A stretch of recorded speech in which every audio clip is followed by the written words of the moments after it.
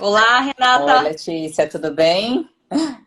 Tudo ótimo, e você? Tudo bem, que bom que deu certo. Tava com um probleminha aí Que para bom, conectar, né? né? Fiquei aqui Gente, guardando. problemas técnicos. Instagram, nesse horário, todo mundo É um acessando. pico, Eu né? tive que recorrer a outro celular para conseguir acessar, porque nada resolvia. Mas que bom que a gente Que bom que conseguiu. estamos Bom, aqui, que deu certo. exato. Obrigada por ter aguardado aí. Bom, Imagina. pessoal, para quem está chegando agora, quer entender um pouco do que a gente vai falar aqui, a gente está aqui, eu sou Letícia Toledo, sou repórter do Infomoney, estou aqui com a Renata Moraes Vick, que é presidente do Grupo CRM, aí o Grupo CRM que envolve as marcas Copenhagen, Brasil Cacau e a 49% de participação na Lindt, né, da joint venture da Lindt Brasil aí, Isso. entre outras coisas. Bom, e hoje a gente vai entender como o setor foi impactado aí diante do coronavírus. Se você tem alguma pergunta para a Renata, deixa aqui na caixa de perguntas para a gente que eu vou estar pegando para a gente conversar. Renata, primeiramente eu queria entender como é que foi lidar com essa crise diante da Páscoa, né? Que é a maior Super data desafio. para vocês, né? Eu queria entender assim, voltando lá do começo dessa crise, quando é que foi que vocês perceberam que ela poderia impactar é, vocês diante da Páscoa e quais foram as primeiras medidas adotadas? Bom, Letícia, realmente foi bastante desafiador, porque a Páscoa hoje representa 30% do faturamento anual da companhia, né? Então, a gente tem todo um planejamento, a gente começa a Páscoa 12 meses antes da Páscoa, né? Então, pra você ter ideia, no dia 18, fatídico dia 18, aí, quando as primeiras notícias de um possível lockdown se confirmando, a gente tinha no dia 16, que era, acho que se não me engano, uma segunda-feira, a gente estava já na reunião de planejamento de Páscoa 21, né? Então foi realmente bastante desafiador para a gente ter que girar essa catraca, porque foi uma catraca bastante complexa, né? Uma vez que a gente tem 3 marcas que atuam. Cortou? Você tá Pequena ouvindo? falha, mas voltamos. Tá ouvindo bem? Então tá bom. E aí, bom, a Tô, primeira coisa que perfeitamente. nós fizemos, Letícia, foi justamente conseguir organizar melhor todas as informações para os nossos franqueados, tá? Então, hoje, só para dar um panorama geral, o Grupo CRM tem 850 lojas em todo o Brasil, 3 marcas, como você disse, Copenhagen, Chocolates Brasil Cacau e Lindt, e a gente operava praticamente offline, né? Ou seja, a gente dependia do ponto de venda físico para fazer a venda. Então foi nesse momento que nós tomamos uma decisão estratégica que foi muito assertiva de como que a gente prepara as lojas para praticamente transformarem os seus negócios de lojas físicas para verdadeiras centrais de deliveries, né? Eu digo que passado aí a Páscoa, as lojas realmente entenderam o poder, né, desse relacionamento com o consumidor final, né, através de outras plataformas. Então, a gente fez uma série de iniciativas, de marketplaces que a gente conseguiu desenvolver para fazer essa Páscoa acontecer, não no meio físico, mas no meio digital. Mas eu ressalto aqui, Letícia, algo que é bastante importante, né? Que eu tenho visto aí o franqueado, principalmente os franqueados com muita dificuldade. Agora, por exemplo, vem o Dia das Mães, né? Que é muito forte para grande outra parte do varejo, né? Como é que ele se conecta com o seu consumidor final? Né? Hoje o consumidor final ele também está muito ansioso, né, com tudo que está acontecendo. Então, quando você não vai com uma solução para esse consumidor final, quando você não entende como é que você tem que customizar, inclusive, esse atendimento, a chance de retenção é muito pequena, né? E a Copenhagen, principalmente, ela tem uma história de sempre ter, na verdade, construído uma história de grande elo emocional, né, com seus consumidores. Então, acho que a gente conseguiu, nesse momento, colocar acima de tudo o nosso compromisso de levar a Páscoa até a casa das famílias brasileiras. E isso fez com que a nossa força de vendas estivesse muito conectada também com a necessidade do nosso consumidor. E eu acho que esse foi um dos grandes aprendizados aí que nós tivemos para fazer essa Páscoa tão vitoriosa que nós fizemos. E aí, quando vocês falam de levar a Páscoa até o consumidor, de levar esses produtos, isso foi feito por meio de deliveries? Vocês chegaram a implementar um e-commerce? Sim. Qual que foi essa gestão aí na Páscoa? Então, nós hoje fizemos a Páscoa da seguinte forma. Então, as lojas operaram um delivery próprio, né? Conseguiram ativar o banco de dados que eles tinham, porque nós temos na Copenhagen um programa Cop Club, onde nós temos 2 milhões de clientes preferenciais cadastrados. Então, a gente conseguiu fazer uma ação de CRM muito assertiva. Nós fizemos também, nós temos um e-commerce, né? O e-commerce ele atendia só São Paulo e Rio de Janeiro, enfim, poucas cidades. A gente conseguiu uma atuação muito rápida de ampliar para 3 mil novos CEPs, então a gente começou a conseguir atender o Brasil. E o que é legal? Porque, na verdade, assim, o nosso e-commerce, ele não tem o franqueado como last mile, né? Então, eu não consigo fazer a entrega pelo franqueado, sai tudo do centro de distribuição do e-commerce. Mas a gente foi numa iniciativa muito corajosa de dizer para o franqueado o seguinte: olha, nós vamos operar o e-commerce para ajudar vocês no estoque que vocês têm nas lojas. Então, tudo que nós vendermos no e-commerce, a gente vai puxar essas mercadorias das lojas para que a gente consiga fazer a entrega para o consumidor final. E com isso, a gente conseguiu puxar mais ou menos 500 mil itens da rede para vender no e-commerce. Foi uma loucura. A gente vendeu em 15 dias, Letícia, o que a gente vendeu em 2 anos no e-commerce. Então, você imagina a concentração, né, de pedidos, enfim, realmente foi bastante complexo aí a gente conseguir administrar toda essa demanda, mas sempre com o objetivo de vamos fazer a Páscoa acontecer na casa das famílias brasileiras que tanto amam Copenhague e Brasil Cacau. Legal. E pelo jeito, sempre muito próximo, tentando ficar próximo do franqueado aí neste momento, né? Muito. Se comunicar com eles nesse momento, imagino que não seja muitos deles novos, enfim. Como é que faz essa gestão? Quais são os canais de diálogo aí do Grupo CRM com seus franqueados? Esse foi um ponto assim negociável da nossa estratégia, né? A gente se organizou muito rápido, então a gente montou nosso comitê de crise já no dia 18, né? Trouxe uma consultoria externa que é muito parceira nossa, a Hartman House, para trabalhar toda a parte de governança do comitê de crise. A gente se estruturou muito rápido. Então isso favoreceu muito a comunicação de fácil acesso com a rede, né? Isso é muito também uma marca da minha gestão, né? Eu entendo que a crise passa e as relações ficam. Então, o meu primeiro objetivo era cuidar das pessoas, né? Como é que a gente cuida da nossa tropa? Porque a partir do momento que a gente está cuidando dos nossos times, eles se sentem muito mais encorajados em encarar todo e qualquer desafio que apareça pela frente. Então, eu já fiz um primeiro pronunciamento para a rede, logo com o conselho de franqueado, a gente tem mantido uma agenda de 3 vezes por semana, calls, né, logo no começo, depois 2 vezes por semana, agora no mínimo 1 vez por semana, um call com o Conselho Copenhagen, outro call com o Conselho Chocolates Brasil Cacau e uma comunicação muito próxima com a rede. Através de quais canais? Então, a gente tem o nosso portal do franqueado, né, onde eu me comunico toda semana com eles. A gente montou um grupo no WhatsApp para conseguir agilizar toda a parte de comunicações do Covid, porque tinham muitas atualizações, né? A gente falava que o planejamento deixou de ser quase que diário, porque a gente fazia o que a gente deliberava de manhã, no final da tarde já eram outras deliberações que eram necessárias com tantas mudanças, né? Então, quanto mais você fortalece a comunicação, menos desgaste de não entendimento acontece. E também muito forte a nossa atuação com os nossos consultores de campo, né? Então, cada consultor hoje cuida de mais ou menos 30, 40 franqueados. Então, eles fizeram realmente uma imersão de entender tudo que estava acontecendo em cada loja e trazer, através da área comercial, para o comitê de crise fazer as deliberações necessárias. E aí, diante de tudo isso, bom, você trouxe o número do e-commerce aí, que vocês venderam muito mais aí em 15 dias do que vocês venderam em 15 dias o volume de 2 anos aí, né? Uhum. E-commerce. Mas como é que foi o saldo da Páscoa no geral, né? Assim, a gente tem dados gerais do setor, estava vendo um aqui que, segundo a empresa de análise de crédito Boa Vista, aí as vendas caíram cerca de 33% em relação à Páscoa do ano passado. Esse é um número factível para a realidade de vocês também? Ou como é que foi a performance? Letícia, a nossa performance foi excelente. A gente teve um giro superior a 90% de tudo que a gente positivou. Então, sim, foi uma Páscoa de verdade histórica, né? Geralmente o nosso giro em Copenhagen é sempre superior a 95%, mas enfim, a gente fazer um giro de 90% numa Páscoa com 100% das lojas fechadas e com toda essa tipicidade e a diversidade que se colocou à frente é excelente. Brasil Cacau também com giro superior a 80%, então foi muito bom. E no caso de Copenhagen, Brasil Cacau, quando a gente fala que girou 90%, 80%, o que é importante contextualizar? A gente estava preparado para uma Páscoa muito forte.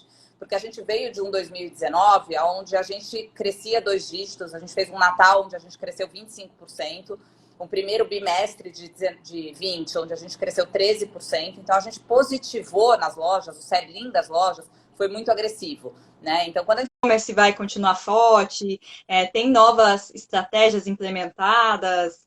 Qual que é o... Então, assim, o Dia das Mães, no calendário do chocolate, ele é representativo, mas ele não é, vamos dizer, a segunda data do nosso calendário, né? Então, hoje, 35% do nosso faturamento vem de Páscoa, depois o Natal é a segunda melhor data. Então, o que nós estamos levando eu falo que tudo que a gente passou aí na Páscoa e os bons resultados que nós tivemos, eles, na verdade, estão servindo de bússola para a gente conseguir corrigir ainda as necessidades que se tem. Então, a gente teve, sim, um colapso, acho que, enfim, vocês devem estar acompanhando aí, todo o sistema logístico colapsou, todo o sistema online colapsou, então a gente voltou para casa para entender como que a gente pode melhorar essa experiência online do consumidor. As próprias lojas também mais preparadas nesse momento, né, para receber essa plataforma delivery. Então, a gente está fazendo uma série de integrações para facilitar a gestão dos deliveries, porque ela vende pelo Rappi, ela vende pelo iFood, ela vende pela Magalu. Como é que ela consegue organizar melhor, né, esse fluxo de pedidos? Então, a gente está conseguindo evoluir bastante aí da Páscoa para o Dia das Mães nessa parte mais transacional, né, no operacional da venda, que ajuda o franqueado a ficar mais livre para poder fazer o que deu muito certo, né? Você fala assim, Renata, destaca para mim o que foi o sucesso da Páscoa Copenhague em Brasil Cacau. De fato, eu digo para você sem medo de errar, que o sucesso da Páscoa foi a garra dos nossos franqueados que entenderam de verdade que eles tinham na mão uma responsabilidade de não interromper uma história de décadas, né? Copenhague é uma marca centenária. Como que a gente pode imaginar que a Páscoa não teria Copenhague, né? Então, eles trouxeram esse propósito tão firme para a responsabilidade deles, que isso fez com que todos os desafios que aconteceram, e foram inúmeros, tenha certeza disso,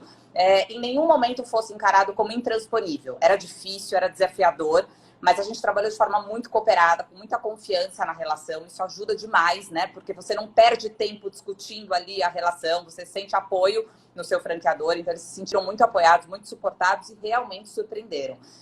Então, eu acho que eles estão muito, na verdade, assim, aprenderam, né, que essa resiliência que foi tão incrível e tão mobilizadora, ela vem do elo emocional que eles têm com a marca e que a marca tem com os seus consumidores. Então, no Dia das Mães, quem quiser vender produto, de verdade, eu acho que vai ter pouco espaço no mercado. Agora, quem quiser levar a emoção para casa das pessoas e conseguir, né, mobilizar essa forma de fazer o Dia das Mães acontecer, com certeza vai ter muito mais êxito.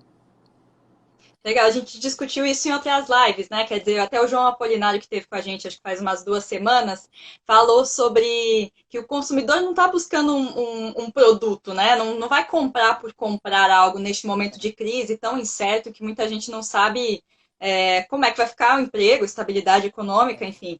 Que muita gente vai comprar um serviço, uma experiência, algo que agregue algum valor neste momento, né? Isso pelo jeito, é o objetivo de vocês, que vocês vêm trabalhando. Sempre foi, né? Então, eu até estava conversando outro dia com alguns executivos, eu disse assim, gente, está difícil as pessoas conseguirem fazer essa mudança, né? Entender, sair do hard sell, sair daquela coisa preço, produto, preço, produto, preço, produto, e entender que agora o consumidor quer que a gente resolva, né, o anseio dele, que a gente entregue uma proposta de valor diferente daquilo que simplesmente eu vou lá, porque o online já te traz isso, né? Já é mais impessoal. Eu entro lá, faço a compra e recebo na minha casa. Então, quando você tem também uma força de vendas que consegue, na verdade, trocar mais com o consumidor, eu diria para você hoje, vamos parar para pensar aqui no negócio da Copenhagen, né? Tivemos um canal online, foi muito importante, como eu disse aí, um faturamento expressivo, mas 90% da venda da Páscoa, que é 30% do faturamento anual de uma companhia de 1,7 bilhões de reais, aconteceu pelas mãos das lojas fechadas. Então, olha isso, quando a gente começa a interpretar o que o consumidor quer. Ele pode entrar lá no site e comprar? Pode. Ele pode participar de uma campanha como a gente fez com Privalha, com a Swing, entrar e comprar? Pode. Mas ele está valorizando saber quem está do outro lado. Quem é que está mandando o WhatsApp para ele? Quem é que está preocupado em levar a sacola com um lacinho? Se der um problema, ele sabe quem contatar, como responder. Então, isso sempre teve no DNA da Copenhagen, né? Ser mais do que chocolate. A gente fala, inclusive, o nosso mantra é Copenhagen, é chocolate, mas é muito mais do que isso. Então, quer dizer, não foi difícil para a gente virar essa catraca, né? A Copenhagen é uma marca muito inovadora. Eu brinco aqui que, apesar de ser uma marca quase centenária, são 92 anos de tradição, é uma senhora startup de 90 anos. Porque hoje, por exemplo, 15% do nosso faturamento anual vem de inovação. E quando eu falo inovação, não é lançar produto, é como que eu leio o comportamento do consumidor, como que eu tenho um mindset de uma empresa inovadora, né? Porque se você não tem o mindset de uma empresa inovadora, você desfoca e você perde muito tempo confrontando a realidade, né? A gente quer estar à frente da realidade. Então, para a gente, as catracas que tiveram que ser mudadas, não foi algo difícil, não teve conflito, né, ali, não teve confronto. Então, eu acho que de verdade o consumidor hoje está buscando marcas que têm um propósito muito claro. Nesse momento, a cultura das organizações ficam muito evidenciadas, né? Principalmente quando você tem stakeholders, no meu caso, como franqueados, isso precisa estar à flor da pele, né? Os consumidores precisam entender que eles também, ao comprarem um produto de uma franquia, eles estão ajudando esse microempresário. Eu acho que né, o consumidor também está consciente nesse sentido. Como é que eu, como consumidor e como brasileiro, que estou sendo impactado por toda essa crise também, posso, né, ter a minha contribuição de ajudar o pequeno empresário? Então, o franqueado está conseguindo ter... Os que estão conseguindo se organizar estão conseguindo ter mais vantagem competitiva, inclusive, do que o online puramente dito. Perfeito. Agora, quando você fala de mindset inovador aí, né, que você saltou que isso está no DNA da Copenhagen, o que é, assim, o que dá para trazer de exemplos para o dia a dia? Porque, por exemplo, não era, muita gente vê o mindset inovador aí, trazer um e-commerce forte, estar forte no delivery, e isso não era algo que vocês estavam focados antes, né? O que é esse mindset inovador aí, no que se traduz isso? Então, se você, por exemplo, um exemplo recente agora foi a nossa campanha de Natal, que a gente teve um Natal realmente surpreendente, aí crescemos 25%. O que a gente trouxe como proposta no Natal? A gente vendeu um espetáculo de Natal. Então, a gente levou, por exemplo, a experiência do Panetone Copenhagen para as ruas de São Paulo, né? Então, são ações de brand content que você sai do funcional do produto. Então, era uma embalagem que se transformava num grande pop-up, né? Pensando que o nosso objetivo era chegar nas mesas e nas famílias e decorar as casas, né? Com o nosso conceito do espetáculo de Natal. Isso era tão, pra gente, incrível, que isso transbordava o universo de estar nas lojas, né, de estar na casa dos consumidores. A gente fechou ali Oscar Freire, dois quarteirões do Oscar Freire, fez um evento para 50 mil pessoas para levar o espetáculo para a rua. Então, esse é um exemplo, acho que mostra que inovação não é produto, é uma coisa que puxa a outra, né? Quer dizer, o produto é tão incrível e o nosso objetivo é tão maior que ele chega a invadir as ruas de São Paulo, um exemplo, né? A experiência, por exemplo, quando a gente pensa hoje num consumidor Cop Club, né? Como é que eu consigo trabalhar uma oferta específica para aquele consumidor? Ele não quer receber a mesma oferta do que milhares de outros consumidores. Ele não quer receber um catálogo de WhatsApp. Ele quer entender qual é o hábito de consumo dele, né? E por que a gente está oferecendo aquele produto para aquele consumidor. Então, a Copenhagen sempre esteve muito à frente. Até histórias de Páscoa, né? Eu acho muito engraçado, porque se você parar para pensar, quem criou a ideia de tornar o ovo de Páscoa um presente, um produto presenteável, antes você só encontrava ovos de Páscoa na parreira dos supermercados, né? O primeiro ovo de Páscoa dentro de uma caixa de presente foi a Copenhagen quem trouxe. Acho que tem muito a ver também, né, Letícia, com o DNA do precursor. Uma marca com 90 anos de tradição, ela provoca, é uma marca provocativa, né? É gostoso trabalhar com uma marca que tem esse compromisso diário, né, de inovar, porque quando você é precursor, a novidade tem que vir pela tua mão. Então, eu brinco muito aqui dentro, eu falo assim, que a gente equilibra muito o legado da tradição sem ser tradicional. Copenhagen, literalmente, é uma marca que tem tradição, mas não é tradicional. Né? É um pouco dessa dualidade que a gente fala, que é o traga novidades, mas não mexa na minha benta. Então, os produtos clássicos são os produtos clássicos, mas a gente está sempre à frente aí buscando encabeçar novos movimentos. Agora, Renata, você está no grupo aí, sua marca existe há quase 100 anos aí no mercado e você está há mais de 20 anos, né, no grupo. 22 anos. 22 anos aí no grupo, é muito tempo. Apesar de a gente nunca ter vivido uma crise como essa, você certamente já encara outras crises aí, né? No negócio, no dia a dia, enfim, outras crises financeiras também. que exemplos que você tem assim, para a gente trazer para empreendedores, empresários que nos escutam? Tem exemplos, tem lições que você aprendeu com as outras crises que você carrega para essa, que você trouxe para essa, que te deixaram mais preparadas e que você teria para quem é marinheiro de primeira viagem e está encarando o primeiro desafio de crise?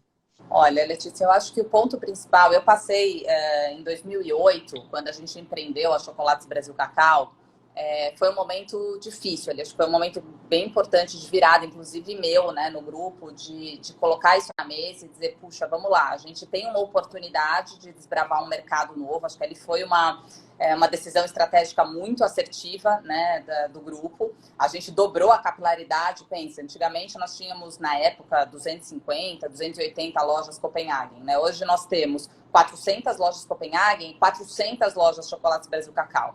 E ali, para mim, tinha um exercício muito claro que era como é que eu ganho mercado sem gerar elasticidade na minha marca principal. E o que eu vejo um pouco dessa crise agora do Covid é que, diferente das outras crises, é uma crise que está... Primeiro, ela é uma crise que não foi gerada por ninguém, né? Então, eu acho que nas outras crises a gente fica sempre tentando achar de onde veio e tal. Aqui não. É uma crise que mexe com a saúde. Então, isso é muito difícil. As pessoas ficam realmente mais sensibilizadas quando é algo que mexe com a saúde. É uma crise que você não trabalha com previsibilidade. Você não consegue ter previsão sobre aquilo, sobre as extensões que essa crise vai tomar. E, acima de tudo, é uma crise que impede a gente de vender. Porque as outras crises, elas não impediam a gente de vender. Com as portas fechadas, e hoje a maioria dos varejistas ainda tem um e-commerce incipiente, né? Alguns um pouco mais avançados, outros não, mas representam 5%, 8%. A gente não vê ninguém aqui dizendo que o e-commerce é 90% do faturamento das organizações. Então, a partir do momento que você depende só do online, que você se vê impossibilitado de vender, essa crise é bastante diferente. Por que eu estou trazendo essa reflexão sobre a minha estratégia lá de 2008? Porque o que eu gostaria de deixar de recado aqui para os empreendedores? Não tentem aproveitar ventinhos a favor. E também não se assustem quando vocês sentirem um tsunami vindo a caminho. Porque lá atrás, 2008, parecia que existia um movimento que talvez se eu gerasse flexibilidade, elasticidade em Copenhagen, fosse para uma... talvez régua de preço diferente, para uma linha diferente, eu diria para você, talvez Copenhagen hoje não seria tão resiliente, não seria uma marca tão desejada, não seria uma marca tão querida como ela é hoje. Ela só conseguiu se constituir como uma marca de forte elo emocional porque o consumidor sabe que a gente cuida dessa marca como um diamante a ser lapidado. Então, no momento de crise, existe um desespero? Existe. Mas pense, a crise vai passar. Você tem que pensar na perpetuidade dos seus negócios. Não dá para pensar só naquilo que vai suprir uma necessidade imediata, né? O olhar do imediato tem que ser em ações realmente táticas. Tudo que você precisa fazer tático tem que olhar o dia, né? Você tem que olhar o dia, o caixa, aquilo tem que ser muito tático, você tem que olhar realmente a curtíssimo prazo. Agora, movimentos de marca não podem como um prazo curto, né? Movimentos de marca tem que levar em consideração a perpetuidade que você quer para os seus negócios. É isso, não adianta sair fazendo muitas alterações de marca no momento de crise, né? Nesse momento. E nem ser oportunista, tem... né? Tem muitas marcas que acabam, enfim, perdendo um pouco essa lealdade ao seu DNA, né? Aquilo que de fato as marcas são. E os consumidores estão cada vez mais conectados para entender qual é o propósito das marcas, né? Eles percebem o lado incoerente das marcas nesse momento de crise. Eles estão sensíveis a isso, né? E eles não querem consumir marcas que se deixam levar por ventinhos a favor, né? Então, finque o pé realmente no seu posicionamento, não se deixe corromper por esse medo, por esse pavor. O medo paralisa, então, assim, tomem cuidado, né, para vocês manterem uma agenda muito possibilista. Eu acho que hoje a gente vê muita gente, não é nem o fato de ser otimista ou pessimista, mas como é que você se coloca, principalmente os líderes das organizações, como alguém que seja possibilista, que esteja olhando num viés de construir algo diferente, porque a gente tem que sair dessa crise mais fortalecido e mais transformado. Já não existe mais o que a gente deixou há 35 dias atrás. Aquilo não existe. Não adianta esperar achar que a hora que as lojas voltarem a operar, tudo volta ao normal. De jeito nenhum. É outro momento. A gente vai estar diante de um outro cenário, né? Então, é muito importante que a gente pense no dia pós-crise, porque quem não estiver se preparando para essa retomada vai sentir muita dificuldade. Sim, agora é isso. É uma outra pergunta que eu sempre faço para todo mundo. que é quando vem esse dia pós-crise, né? Eu sei que A é muito pergunta de difícil. 10 milhões de dólares, né? 10 é Exato, mas pouco, né? não, quem tiver essa resposta, É, assim, muito, né? bilionários. Trilhões. É. Exato.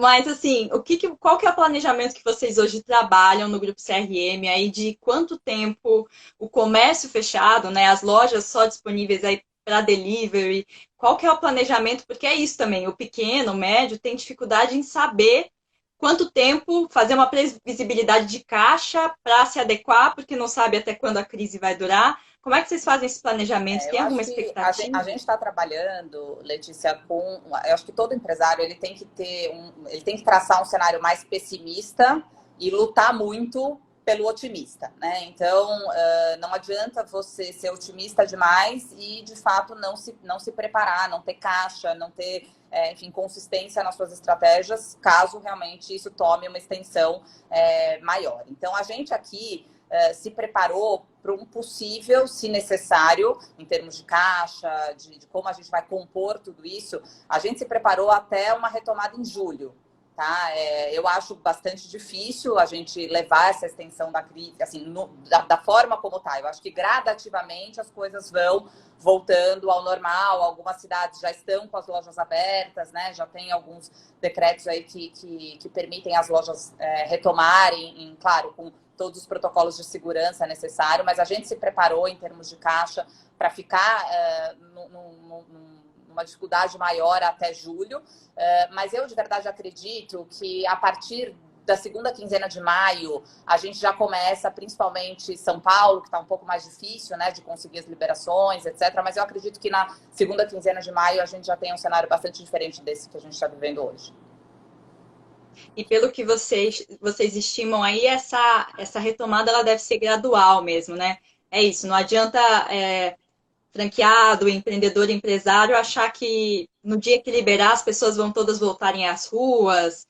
O que vocês veem é uma retomada gradual mesmo dos Eu negócios. acho que vem de forma gradual. Acho que a nossa categoria talvez sofra um pouco menos, né? Porque o chocolate é muito indulgente, né? As pessoas, eu acho que a gente lê um pouco aí do comportamento do consumidor e, assim, eles querem o chocolate, inclusive na própria quarentena, né? Você vê que existe uma vontade de ter chocolate ali na rotina das famílias. Então, eu acho que o nosso talvez sofra um pouco menos, talvez a parte de cafeteria demore um pouco mais para voltar, mas a gente está sendo super criativo, né? Os franqueados, mais uma vez, aí se superando. Então, assim, trabalhando muito, inclusive, o próprio drive-thru do café, né? Porque aí você trabalha no Copenhagen to go, né? Ou seja, você coloca toda a força ali não para o consumo na loja, mas para o consumo fora da loja. Então tem dado certo, os franqueados estão conseguindo assim bons resultados fazendo nas lojas de rua, né? Fazendo esse delivery. Então a gente vem aí com uma estimativa de que talvez a gente retome mais ou menos uns 50%, 60% do que a gente tinha de base histórica, mas eu estou muito otimista em relação ao Natal. Né? A gente, como eu te disse, a gente construiu um legado de ser o presente de Natal há muitos anos, mas 2019 foi realmente um marco e a gente está com uma campanha linda para o Natal de 2020, né? Então eu acredito que a gente vai ter um Natal aí já bastante positivo, acenando para um 2021 já dentro de uma nova normalidade. Sim. E aí, o que é essa nova normalidade no setor de chocolates aí, né? No seu segmento? Porque eu imagino que é isso. Tudo que você falou que o que se tinha lá atrás não é o que vai se ter daqui para frente. O que muda aí de estratégia de negócios? E-commerce você acha que vai se tornar um canal mais forte, deliveries? Enfim, o que você vê que essa crise vai provocar de mudanças no setor? Olha, eu acho que cada vez mais, Lê, principalmente falando do chocolate, né, e das nossas marcas, assim, o consumidor ele vai buscar em várias frentes. Eu acho que ele aprendeu a comprar digital, né? Ele conhece os produtos, a gente tem menor complexidade em termos de coleção, né? É um presente certo, é um consumo certo, então não tem um pouco daquele receio, eu compro online, mas depois eu não consigo trocar, né? Então, a grande dificuldade do online para o chocolate é que o chocolate é uma compra ocasional, não é uma compra programada. Então, existia sempre uma resistência muito grande. Como é que eu provoco o consumidor a ir para o online se é uma compra ocasional? Ele vai no shopping para comprar um sapato e ele ama a marca, então ele passa na frente, né? Inclusive, uma estratégia nossa de expansão, né? Porque quanto mais lojas você colocava no caminho do consumidor, mais você conseguia permear aquela jornada, né? Então, às vezes, ele estava ali de manhã na Paulista, numa reunião, ele consumia um café, comia um cookie. Passava, de repente, na hora do almoço para almoçar com outro grupo de amigos, ele voltava na Copenhague. Então, é recorrência, ele não era um cliente só daquela unidade. Conforme ele ia tendo a jornada dele, a gente ia tentando preencher a jornada dele com mais aparições das marcas, né? Isso é uma estratégia que sempre deu muito certo. Ano passado, por exemplo, a gente abriu 100 lojas físicas, né? Então, a gente acredita muito no físico. Eu acho que o físico não vai perder de jeito nenhum o seu espaço e a sua importância. Mas eu acho que o consumidor aprendeu, sim, pós-Covid, a entender que ele também pode programar a compra dele. Então, eu acho que a gente vai ter que evoluir para a Pickup Store, a gente vai ter que evoluir realmente para um omnichannel mais estruturado, né? Inclusive com o last mile sendo do franqueado, porque hoje é desafiador, né? Uma marca que tem que trabalhar com controle de temperatura, controle de umidade. A gente tem uma malha logística, se a gente parar para pensar, a gente já chega em todas as capitais do Brasil. Né? Então, por que eu vou incorrer num custo logístico de você que está em Belém comprar aqui no meu site e eu mandar de São Paulo para Belém? Eu tenho que fazer o cara de Belém entregar o produto. Então, são melhorias no online que a gente vai ter que endereçar com muito, já estamos, né? Endereçando com muita prioridade.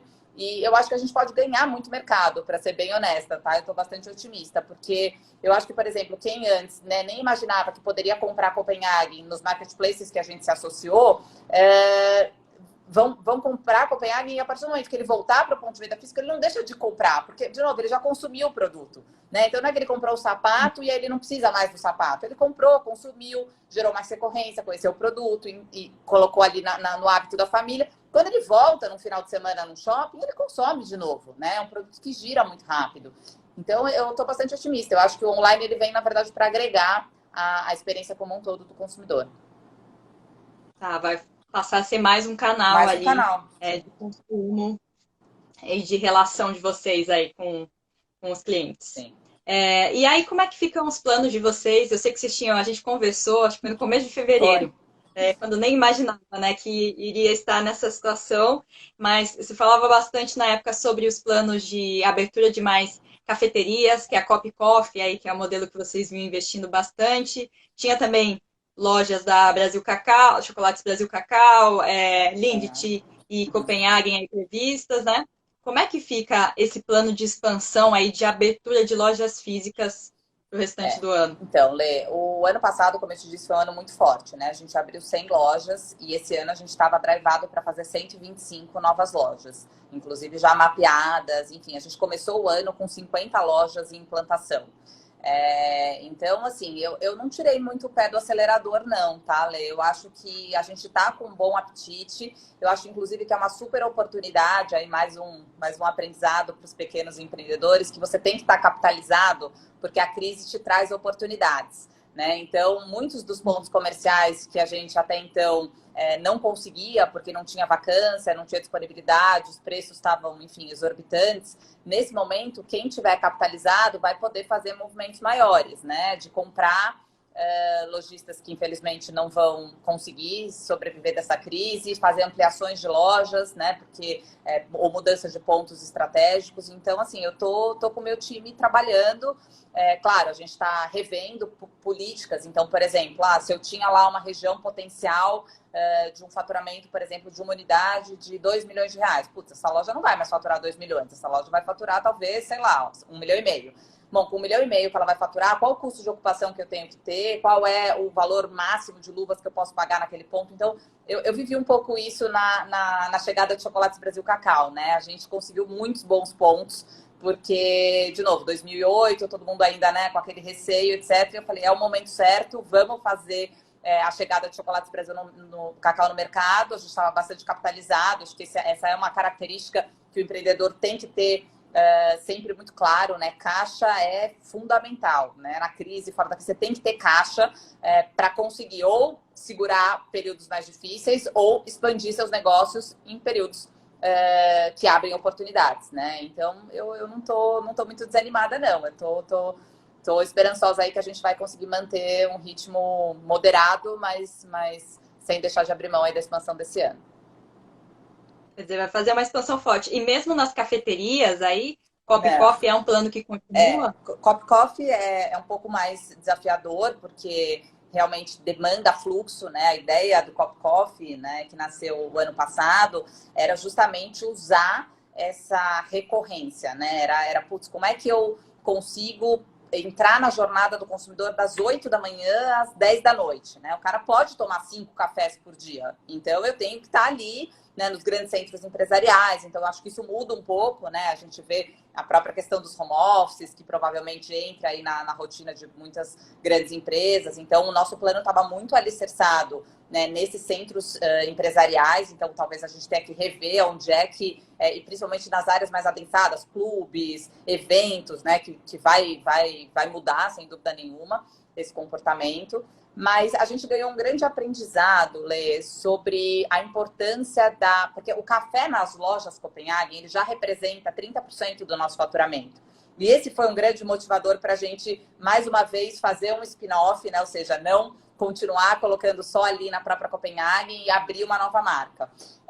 Então, eu acho que agora, talvez, a gente consiga emprestar um pouco dessa inteligência que Cop Coffee nos trouxe, né, nesse período, até para ajudar esse momento de baixa nas lojas Copenhagen. Talvez tenha algumas oportunidades aí, né, de beber um pouco dessa fonte.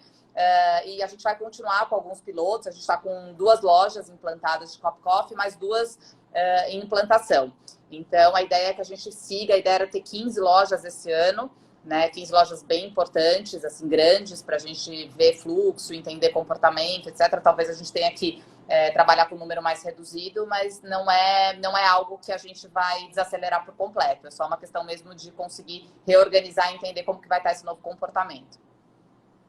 Tá certo, só um aviso para quem está chegando aí, tentando entender o que a gente está falando aqui, enfim. A gente está numa conversa aqui com a Renata Vick, ela que é CEO do Grupo CRM, aí da Chocolates Brasil Cacau, Copenhagen, Lindt, né? Tem uma joint venture da Lindt no Brasil, e a gente está falando um pouco sobre os impactos dessa crise no setor de chocolates. Agora, Renata, você falou de um ponto importante, e aí eu queria voltar na questão dos franqueados. Você falou da questão de preparar o caixa, né? De estar com caixa robusto para lidar com a crise. Mas eu imagino que nem todos os franqueados de vocês tinham um caixa robusto para lidar com este momento. Como é que fica a situação desses franqueados? Vocês têm feito um acompanhamento mais de perto? Como é que tem sido lidar com franqueados que talvez estão numa situação mais delicada? Então, Letícia, como eu te disse, né, a gente se antecipou. Então, a gente já está no segundo pacote de medidas anticrise com a rede. A primeira medida que eu tomei no dia 21, quando eu fiz o meu primeiro pronunciamento para a rede, eu falei, olha, pessoal, eu sei que a gente tem um super desafio aí pela frente, que é a Páscoa, eu quero vocês muito focados na venda. Então, vamos já, a gente fez uma prorrogação de 60 dias, né? A gente viu algumas empresas, prorroga 30 para ver como é que fica e tal. Eu falei, não, eu prefiro já dar um pouco mais de fôlego para a rede, então a gente prorrogou todos os royalties por 60 dias. A gente já isentou, inclusive, até setembro. Também vimos alguns movimentos mais curtos, né? 1 mês, 2 meses. A gente, olha, não, a gente quer que vocês injetar realmente capital na rede. Então, a gente isentou a taxa de publicidade, o FPP, que é o nosso fundo de propaganda, até setembro, para que eles tenham realmente mais fôlego aí para conseguir administrar, né? Temos orientado eles desde o primeiro momento, todas as MPs, né, para que eles consigam realmente aí fazer redução de jornada, toda a parte também como é ter a força de vendas, né? Então eles trabalharam com um quadro mais reduzido, já fizeram alguns, por exemplo, temporários, né, que a gente não precisou esse ano trabalhar. Então a gente tem orientado muito eles em relação às MPs e a gente entrou com uma renegociação em relação aos contratos de locação, porque hoje é bastante pesado, né, o custo de ocupação das lojas. Então a gente centralizou essas negociações conosco. Né? A gente contratou um escritório terceirizado, especializado em negociação com shoppings, justamente para conseguir melhor orientar um franqueado. Então, todas as negociações com as grandes administradoras foram feitas pelo Grupo CRM, e quem hoje tem imóvel de rua ou shoppings que não são de grandes administradoras, a gente está orientando ele, inclusive, assim, já no detalhamento de qual cartilha que ele tem que utilizar para ir fazer a negociação com o locador. Então, esse apoio é o que eu falo desde o início. Esse apoio foi fundamental, eles se sentiram muito amparados, né, por nós, pela rede. Então, eu acho que isso deu muita força para eles conseguirem fazer a venda, muita atração para eles pensarem realmente na venda.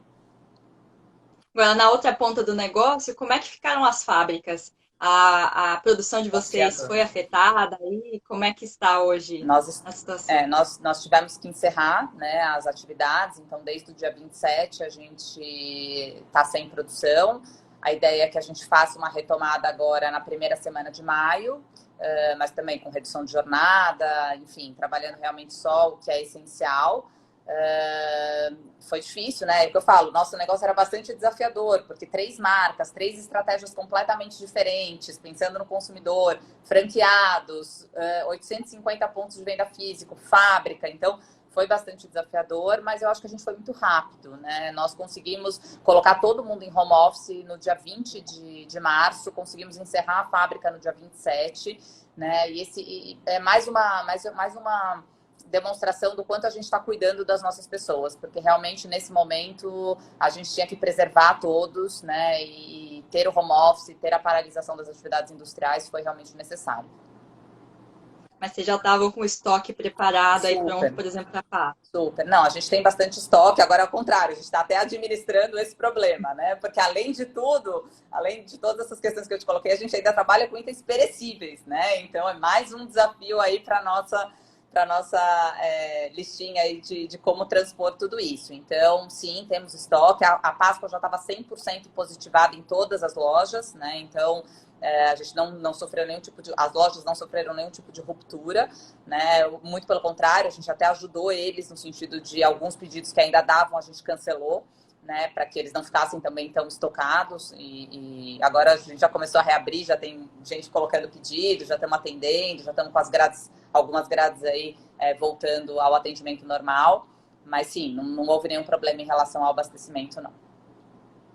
Tá certo. Bom, Renata, eu tenho uma última pergunta, mas antes, para o pessoal que está nos acompanhando, queria dar um recado que essa live faz parte de uma série de lives que o podcast do Zero ao Topo, que é uma marca do Infomoney, tem promovido aí, conversando com grandes empresários e empresárias para entender como eles estão passando por este momento e tirar lições aí para a nossa vida, carreira, para quem é empreendedor e empresário, de como, né, superar essa crise e todos os desafios que elas têm. Se você não segue a gente ainda na página do Instagram, siga a gente no @do Zero ao Topo, _oficial, porque lá a gente posta a programação completa sempre com quem a gente vai estar conversando.